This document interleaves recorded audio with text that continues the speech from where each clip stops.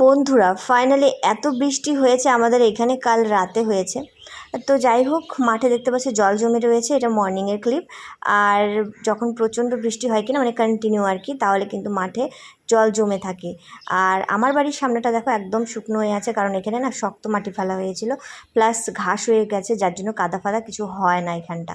তো যাই হোক, সকালবেলা বন্ধুরা একটু রম্পম বানিয়ে নিয়েছিলাম, একদম ঝরঝরা করে হলুদ ছাড়া বানিয়েছি আজকে।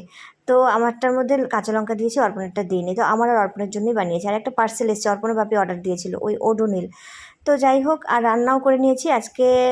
সিম্পলি রান্না করেছি, কচুর শাক করেছিলাম, আর পটল পোস্ত করেছি, আর করেছি ঢ্যাঁড়স সেদ্ধ দিয়েছিলাম, আমাদের বাড়ির আর কি লাগানো হয়েছিল, তো ঢ্যাঁড়সটাকে মাখবো। তো এই ছিল আজকের লাঞ্চ আর কি। তারপরে দেখছি পার্পল থেকে আরেকটা পার্সেল এসছে, এটা আমি অর্ডার করেছিলাম, আমার কসমেটিক্স। তোমাদের না একটা বড় ভিডিও শেয়ার করে দেবো কী কী এসছে।